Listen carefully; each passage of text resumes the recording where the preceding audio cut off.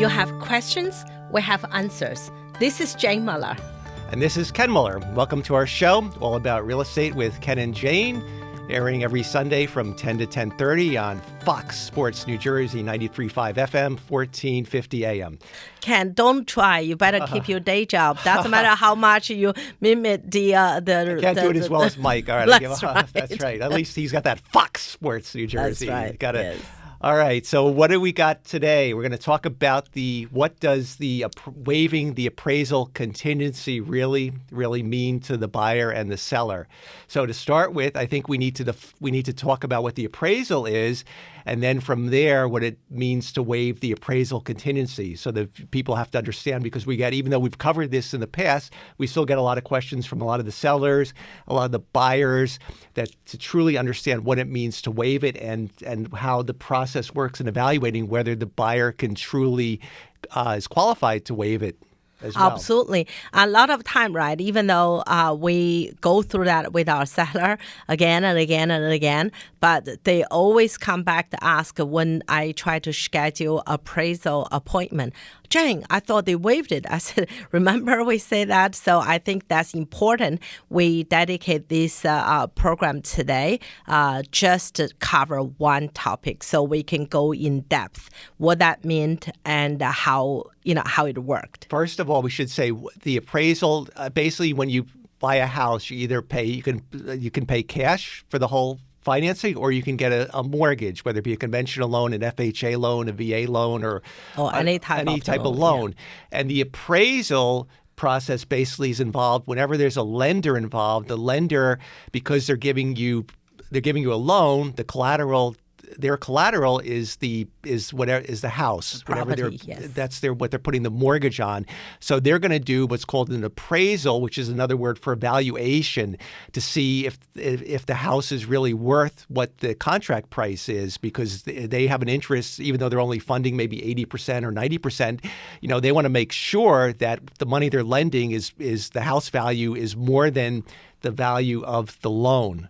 Yes, so they're going to absolutely. They're going to do an appraisal. So why don't you talk about, Jane, the steps involved in the appraisal process? The appraisal is, once again, this is very competitive market. A lot of buyer or buyer agent write a contract, say the buyer waived the appraisal, buyer the appraisal contingency. And in fact, when you make an offer at that stage, as long as a mortgage involved, as you just mentioned, Ken, you cannot waive the appraisal, because waiving appraisal is the lender decision. But as a buyer, you can waive the appraisal contingency. What that meant is, once you have appraisal done, the bank, the lender sent to the appraiser, they will look at the market value, they look at the property, they come up with the value of this home. And then say if the value, the appraiser came up value much less than the contract price, obviously, there's a problem. The bank cannot fund it. If the house just made mathematics easily, right? If you buy $100,000 property, you put a 10% down. Okay, so you borrow $90,000, but if the valuer came, said this house only worth $85,000, so obviously the bank can't lend you $90,000 over $85,000 value, even though you negative 5%. Jane, sorry to interrupt, but can you tell me where? I want to know where we can get a $100,000 house anywhere. I think that's basically your down payment. What? I agree. Tell me anywhere I know in New Jersey, but anywhere in the country you can find $100,000. I think that's just made mathematics easier. That's all. Yeah, that might be closer to the car. You can find a $100,000 car, yes, more likely than finding a $100,000 house or even a condo in New Jersey. Absolutely, that's correct. Maybe we say $1 million. Yeah, you can still do the math. 10% of $1 million is... Yeah, that's right. Yeah. So most cases, right, the buyer is saying they waive the appraisal contingency. What that meant is, regardless how much the bank praises, just in this case, what made King happy, just said the property is $1 million, right, contract. The bank came, said this house only worth, in their opinion, $850,000. So obviously you have to have a cash either in the saving or retirement fund or maybe a gift from your family to make up the difference. Right, because in that case, if the bank's value of the house is $850,000 and you have an 80% loan to value ratio, the bank is going to only fund 80% of the 850, not 80% of the $1 million, which would be the 800,000. So again, it's going to be $150,000 difference. So when you waive the appraisal contingency, what that means is the buyer is saying, you know what, I don't care if the bank underappraises the house by whatever value, I'm going to still buy it for the contract price. But in order to do that, the buyer has to have the proof of funds. So that's... Yeah. I mean, once again, can go back to my banking days. I mean, as you know, I work in the bank many years as bank manager. So the first day I started a job as a bank manager doing the lending portion, my boss used to tell me, Jane, there's two things you have to always remember. One is your client, can they afford to repay? Can they afford? Secondly, is the willingness to repay. If one of them answers no, please don't lend them the money because you will never see it again. Why? I mean, the ability to repay is one thing, but whether they want it or not, why I brought that up in today's topic is the same thing with the appraisal waiver, right? For example, right, we just recently had a case. The property, we think the worst scenario, because as a listing agent, we have to do a market analysis before we put a house on the market. We have to discuss with the seller. This is a strategy where you put where's the sweet spot, but to attract the more bidding war. But it's still, you have to share your true understanding of the home, market value at that point. So in that case, I shared with the owner, I'm confident the current market value at least about $850, but that was last year spring. So I said the market is still rising, so why don't we take advantage of market? But we don't know how much it's rising, and definitely based on because the appraisal always based on the past 3 months.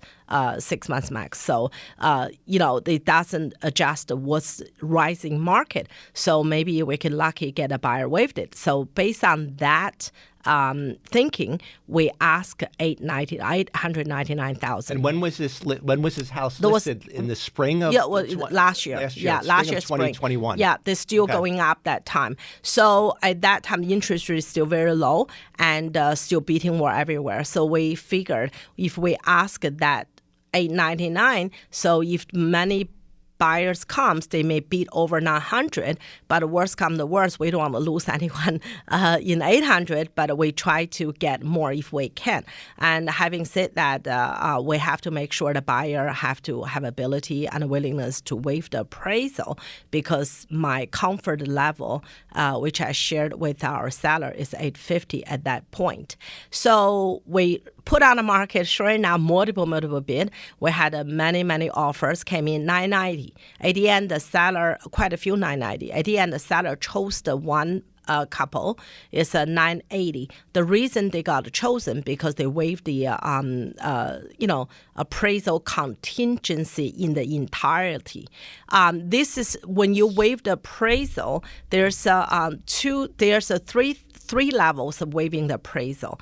One, which is a very, very more risky. So for the buyer, so a lot of buyer, unless they're very experienced, they may worry they would waive it entirely. So let's give an example. So if you waive the appraisal contingency in its entirety, in your example, the list price is $899.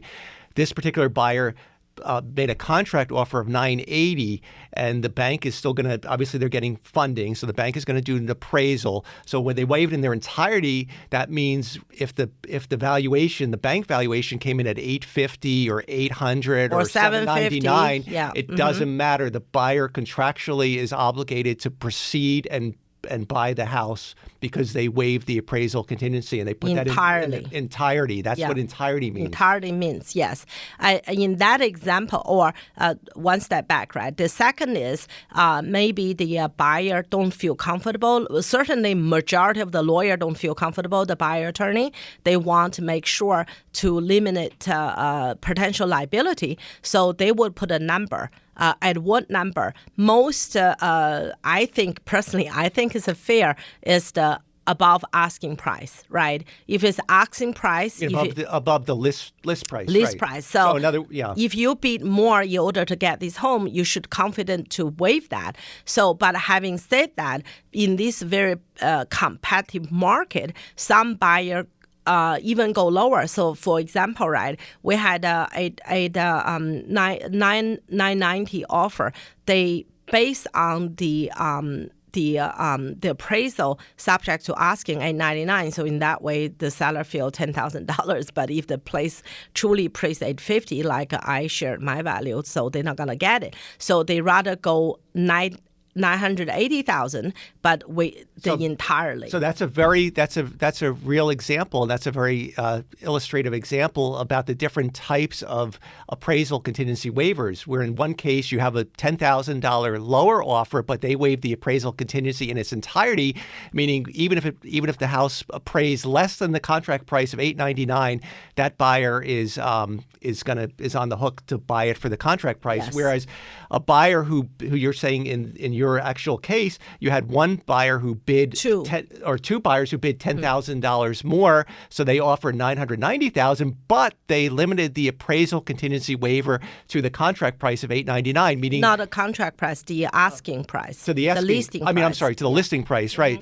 So if the property appraised at $850, they would not come back, renegotiate. They could come back and renegotiate. So the seller, so it's a risk, like with anything you do in life. So the seller said, "Do I go for the $10,000 more and take the risk that it could underappraise below the list price, or do I take the sure thing and go with the $980, which is $10,000 less, but nonetheless I have the assurance I can sleep well." Yes, absolutely. So that's really the nutshell of the waiving the appraisal contingency means to the buyer and the seller.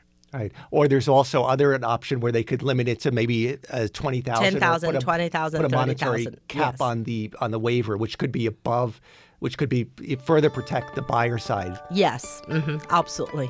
Yes. All right, very good stuff. Why don't we take a short break and we'll be right back. Okay, welcome back. So we're going to continue talking about the appraisal contingency waiver.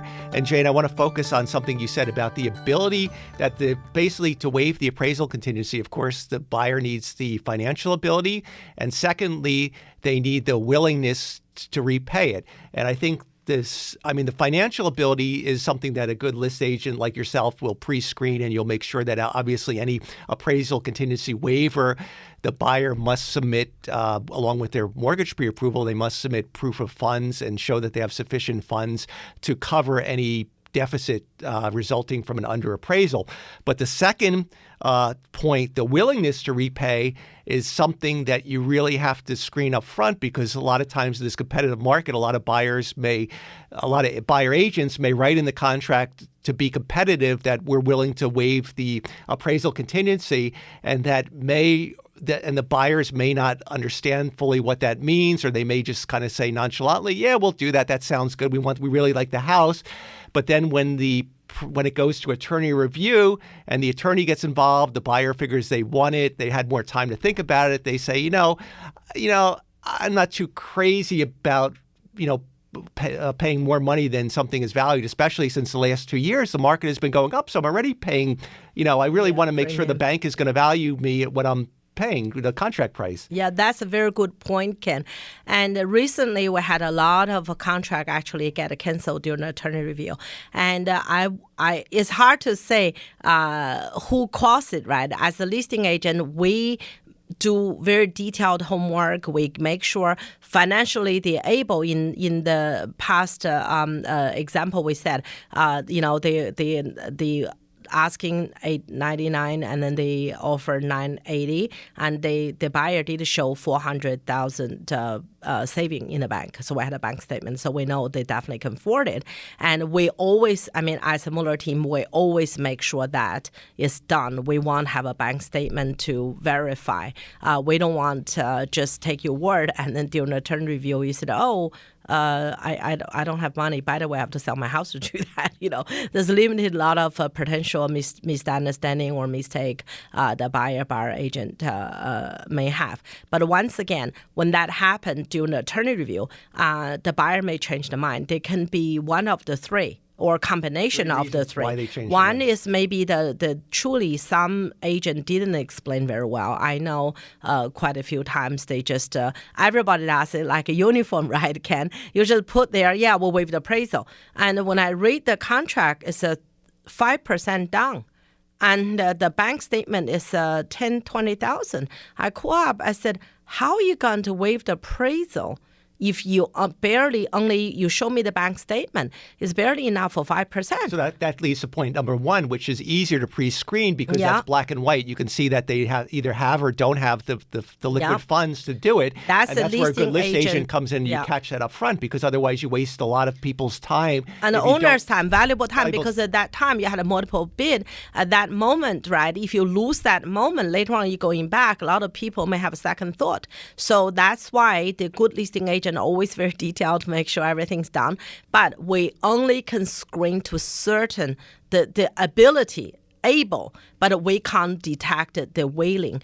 The wailing came to the attorney review. Attorney review letter, truly, as I said, maybe a third the agent didn't explain well. Now, there could be three reasons. The willingness to repay, there may be three reasons why there's a legitimate change of mind from the time the contract offer is submitted. I think you're going to say one could be, the first reason be the buyer had time. It's almost like you win something. Yes. This happens, it's an emotional thing. A lot of times, even in multiple bids without that, when the buyer wins the house, then sometimes it happens that they decide to cancel. He said, you know what, I won. I got that satisfaction, that high. But then, you know what? Then they think, well, gee, I won. There were so many bids. I probably overpaid. I could have paid $5,000 or $10,000 less. And then they don't feel comfortable. So it could just be that emotional roller coaster. And when things settle down, the buyer just says, you know what, I don't really feel comfortable with that. And they change their mind. The second reason could be the attorney, the buyer attorney is overprotective and basically tells the buyer that it recommends against their legal advice. It's not a good idea to waive the appraisal contingency because you're going to be overpaying for the property and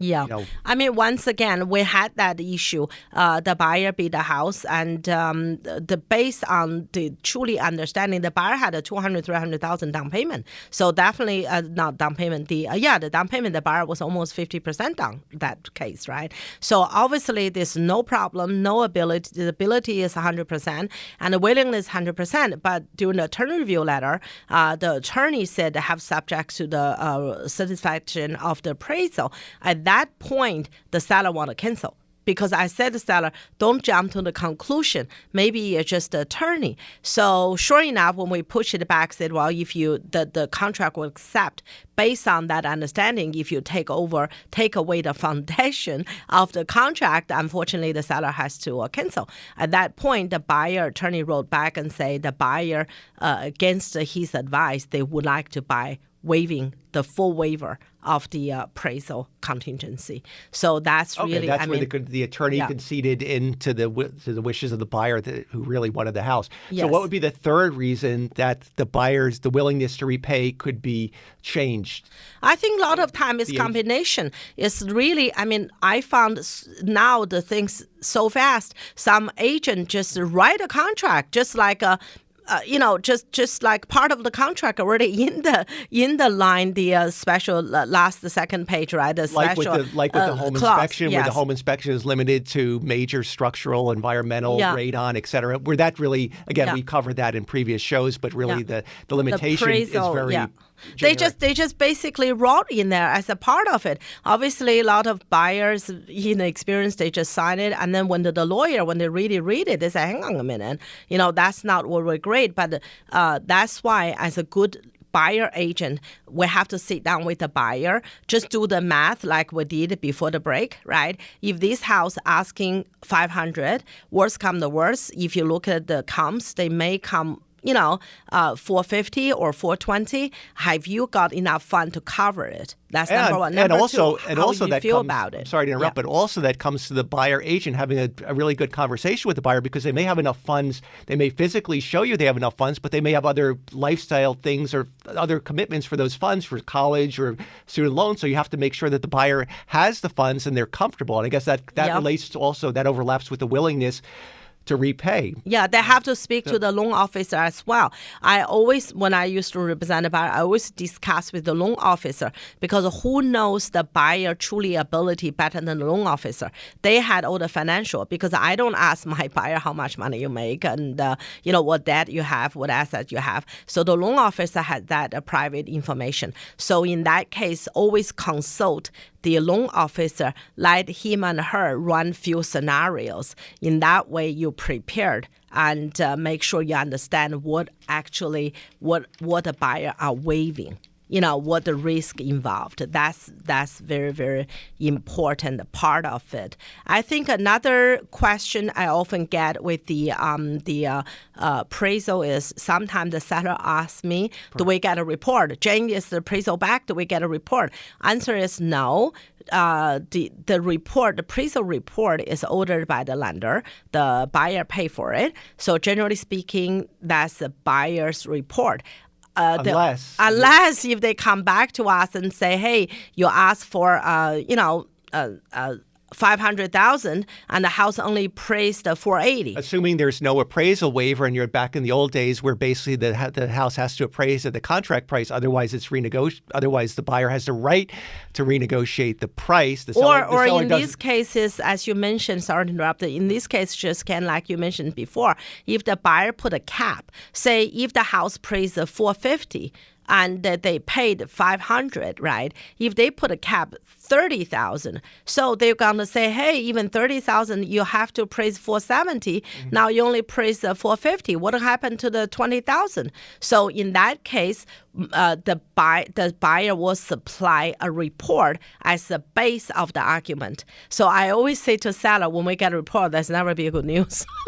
Right. There's more things coming here. But sellers are very curious. A lot of times they want to see that report. They want to know that what their house appraised at, and like you said, it's confidential, and you won't. And basically you should be happy if there's no issues, if it's not raised. No news is good news by that news. time. Correct. Yeah. Right. So when you have the report, and that's the base, and a lot of sellers ask me in this case, Jane, if they don't have, if the waiver is 30,000 with the contract is 500, the waiver is 470, now only appraised 450. What happened then? What happened then is negotiable. It's really, sometimes the buyer may say, I already paid 30. That's just not fair. You have to eat the other 20. So the contract have to be reduced by 20,000 or 20,000 credit back to the buyer. Or if it's better, maybe the buyer and the seller can settle somewhere in between to settle the difference, the 20,000, right? So once again, it's up to negotiation. But certainly in the very strong seller market, the seller can take a tough stand and say, no, I'm not going to do nothing. Either you want it or not. And that's really based on how strong other buyers in pipeline.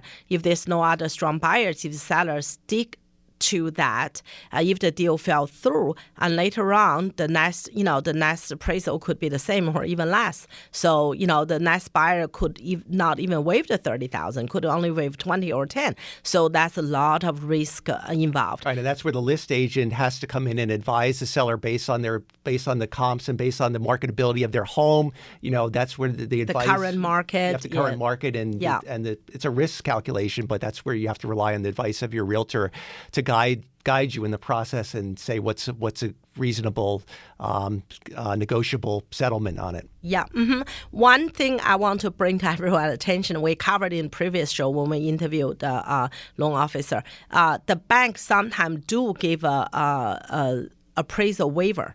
They do. Right, but they do a drive-by. But we don't know. We don't know until later. Based on the loan officer recommendation, they said sometimes the bank have a system. They put a property address in, so the bank have system knowing this place going up, going down, vice versa. Also based on the buyer credit, the down payment, or the bank has their own formula calculation. So if that came out, say that the appraisal is waived by the bank, in that case, the seller not going to get a call for appraisal appointment because it's completely waived. There's different types of appraisals. There's the traditional appraisal, which we're going to touch upon momentarily, but then there's also the drive-by appraisal where they'll do the paperwork, then the appraiser will drive by from the exterior only, and then there's just the desktop appraisal, and then there's a complete waiver of the appraisal. That's right. So we've got to wrap this up pretty soon, but you want to say something quickly about if there is a full appraisal of the interior, how to best get the house ready in about 30 seconds. Yeah, the 30 seconds, number one, we have to always make sure to accommodate the appraiser's schedule. Sometimes the appraiser have multiple locations, so if they give us a time, please do your best to accommodate so they don't go out of their way. And put all the lights on, make the house bright, and so the appraiser has to take pictures. Hide out the house. They have to take pictures. It's so neat as possible. If you're moving, obviously put the boxes, stackable. Neat is always better. Make the appraiser's life easier if it's snowing or if there's winter conditions. Make sure the driveway is plowed and like you said, accommodate their schedule. The appraiser is the seller's best friend. That's right. Yes. All right. Very good. Well, we're out of time. I hope everyone enjoys the rest of their weekend, and we'll see you next week.